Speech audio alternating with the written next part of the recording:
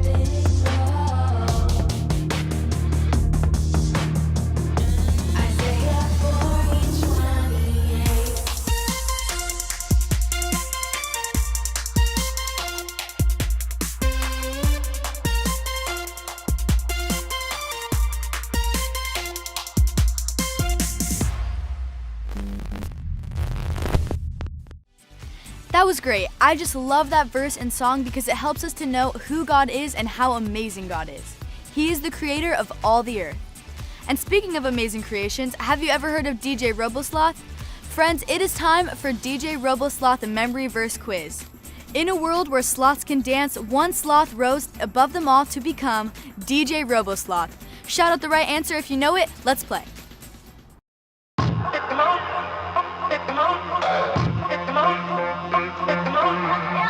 In a world where sloths can dance, one sloth rose above them all to become DJ Robosloth. Hold on to your headphones, people. The time of the sloth has come. That time is right now. Lightning reflexes, amazing dance moves, and the ability to drop a beat so hard, it hurts. DJ Robosloth.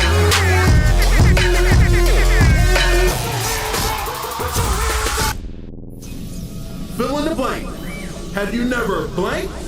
Have you never blank? Seen, accepted? Heard, understood? Listen, acknowledge.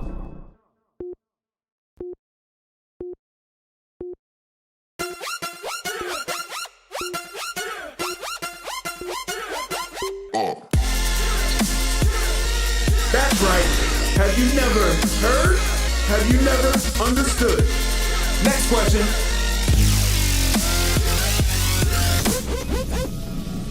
Where is our Bible verse found?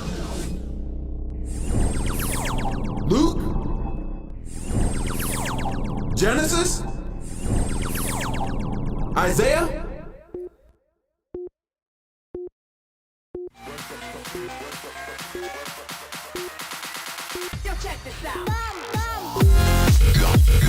That's right. Our Bible verse is found in Isaiah. Next question.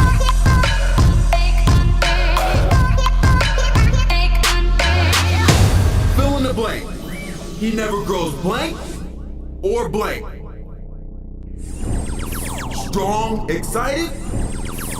Sick, tired. Weak, weary.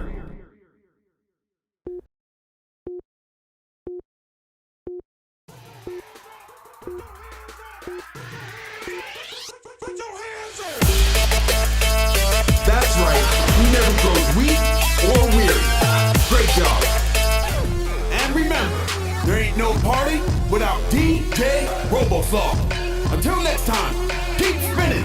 Yeah! Come on!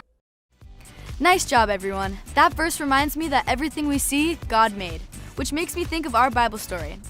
Are you ready to see a story from the Bible about creation? As we watch this Bible story, check out all the things God made. Ready? Let's watch. Stories of the Bible. Creation. In the beginning, God created the heavens and the earth. The earth was empty, formless, and dark. But the Spirit of God was there. On the first day, God said, "Let there be light." And God saw that the light was good. Then he separated the light from the darkness. God called the light day and the darkness night. On the second day, God said, "Let there be a space to separate the waters of the heavens from the waters of the earth." God called the space sky. On the third day, God said, "Let the waters beneath the sky flow together into one place, so dry ground may appear." God called the dry ground land and the waters seas, and God saw that it was good. Then God said, "Let the land sprout with every sort of plant and tree." And God saw that it was good. On the fourth day, God said, "Let lights appear in the sky to separate the day from the night." God made two great lights, the sun for the day and the moon for the night. He also made the stars. God set these lights in the sky to light the earth, and God saw that it was good. On the fifth day, God said, "Let the waters swarm with fish and other life. Let the skies be filled with birds of every kind." And God saw that it was good. On the sixth day, God said, "Let the earth make every sort of animal." God made all sorts of wild animals, livestock, and small animals, each able to have babies of the same kind. And God saw that it was good. Then God said, "Let us make man in our image, to be like us." So God created man in his own image. He formed man from the dust of the ground. He breathed the breath of life into man, and a man became alive. Then he saw that the man needed a helper, so God put man into a deep sleep, and while he slept, God took one of the man's ribs. Then God made a woman from the rib and brought her to the man. Hello. Hi. Then God blessed them and said, "Be fruitful and multiply. Fill the earth and rule over it. Rule over the fish in the sea, Hello, Will. the birds in the sky, Hello, Bird. and all the animals that scurry along the ground." Then God said, "Look, I have given you every plant throughout the earth, and all the fruit trees for your food, and I have given you every green plant as food for all the animals." Then God looked over all he had made, and he saw that it was very good. So the creation of the heavens and the earth and everything in them was done. So on the seventh day, God rested from all his work, and God blessed the seventh day and said it was holy.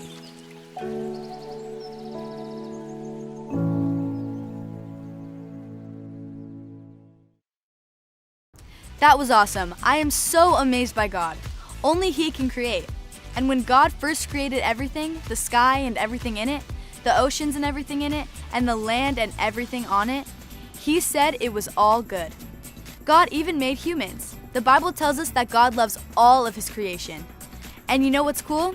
God gave Adam and Eve the special job to look after all of creation, and He wants us to help take care of creation too.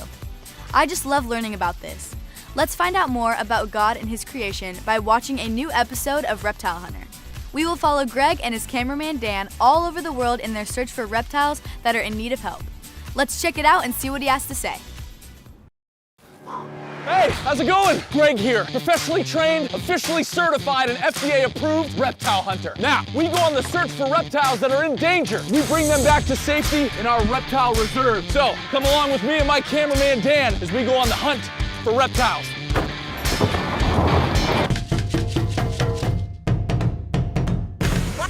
Watch this.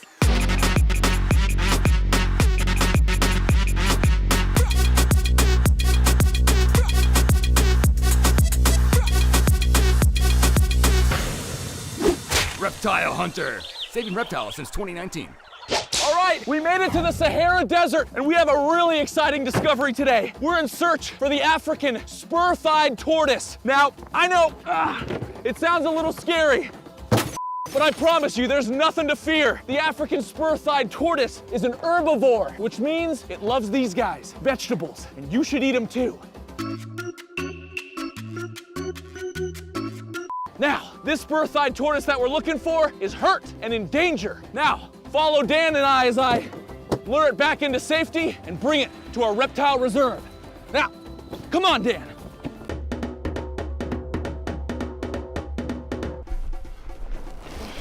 All right, so we're still on the hunt. We still have our trusty vegetables here, and hopefully that tortoise will smell. But in the meantime, we gotta start tracking in different ways. We're looking for footprints now. Now in the Sahara, there's lots of different animals, birds, lizards, giraffes, you name it. But luckily, we have our trusty Tracker Beam 3000. The Tracker Beam 3000. Cost $3,000. Purpose, tracking things. Now, the Tracker Beam 3000 will point out the tortoise's footprints. So we gotta know, if we were a tortoise, where would we go? Come on, let's look. Now, the Sahara Desert is one of the hottest places on Earth. It gets less than 1 inch of rain per year, which means this tortoise has got to find a place to get water. So it gets it sometimes from eating little pieces of grass like this. Just this little piece of grass will give the tortoise enough water to survive. Now, here's the deal. Come look at this.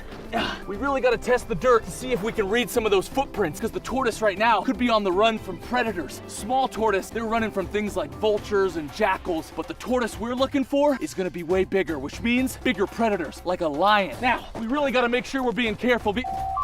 Dan, are you getting that? I'm getting it, Dan. We got a tortoise. Come on, get the lettuce. All right, let's go. All right, Dan, we're really getting a lot of strong readings here. Now, it's picking up a lot of different footprints, but... Oh, goodness. Dan, an African spur-thighed tortoise. The Tracker Beam 3000 worked, and it brought us right to this guy. Maybe 60, 75 years old, and it looks like he's hungry. So we really gotta get him back to the reptile reserve and see if we can get him some food. Now, this guy's probably maybe 50 or 60 pounds, so I might need some help with him. Oh, look at this guy, Dan. Can you see him? Let's go.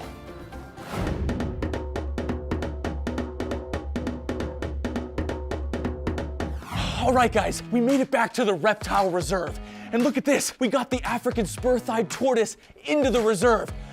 I got some water, Dan got some water, and most of all, we got him some food, and he's loving it. After he ate some lettuce, we put him on the scale and he weighs 75 pounds. That's huge, but we also learned that he can grow up to 200 pounds like some of his friends out there in the wild. But he's still a kid, so he still has more growing to do. But check this out, they can grow up to 200 years old.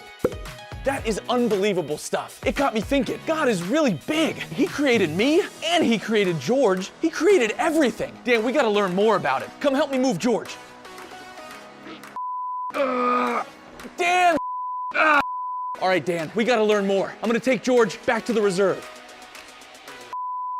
All right, so we got George back and we got our field notes. And check it out, I actually have a verse from the Bible in Genesis 1 right here in my field notes. So God created human beings in his own image. In the image of God, he created them. Then God blessed them and said, be fruitful and multiply. Fill the earth and govern it. Reign over the fish in the sea, the birds in the sky, and all the animals that scurry along the ground. As humans, sometimes we look at this enormous world of ours and we feel small and unimportant. Other times, we treat the world like it's our own personal playground, as if everything revolves around us. The truth is, neither of these things are true. God created this incredible planet and all the cosmos, but he also created you and me, and he loves you and me. We are created in the image of God. We're just as important to him as the rest of his creation. At the same time, though, he's given us an important responsibility. We have to take care of this world as best we can. Now, I might not be big or strong or smart enough to help every single animal on Earth, but it's still important that I can help the ones that I can. We're called by God to be good stewards of his earth, and we can do that by protecting animals in their homes, conserving resources, and throwing away our trash. Now, George might be from the heart of the Sahara Desert, and I might be from Southern California, just like you. But as different as we are, we share a creator who loves us both. So, if you ever feel small or unimportant, remember, you have a Father in heaven who loves you. But in order to take care of his creation, we first need to take care of ourselves. That means doing things like eating healthy, eating our veggies, exercising, and growing in our relationship with God. Remember, we need to take care of all God's creation, and that means taking care of ourselves. So, if you ever see a person or an animal in need, try to share the love with them by helping in any way you can. That's all I've got for you guys today, but keep on coming back, because here at the Reptile Reserve, we'll always have cool animals, and we'll be helping out in the Dan? Okay, we have an emergency. Let's go. Guys, there's an albino Burmese python in Burma. We gotta go. Come on, Dan.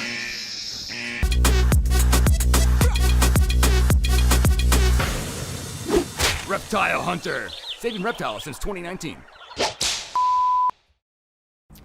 What a great video. Just like Greg said, God created this incredible planet and the entire universe, and he also created you and me. We are all created in the image of God. That's pretty special. And God has given us the important responsibility to take care of this world. When we take care of the things God gives us, that's called being a good steward. Some of the ways we can do that are by protecting animals in their homes, conserving resources, and throwing away our trash. We can even take care of ourselves by eating right, exercising, and growing in our relationship with God. Remember, God loves all of his creation and he wants us to do our best to take care of it. Well, friends, I'm so glad you joined me for church today. I'm praying that you all have an awesome week and enjoy God's creation this week. He loves us and lets us take care of his creation. And hey, don't forget there are more activities for you online at saddlebackkids.com. Check it out and I'll see you right back here next week. Bye everyone!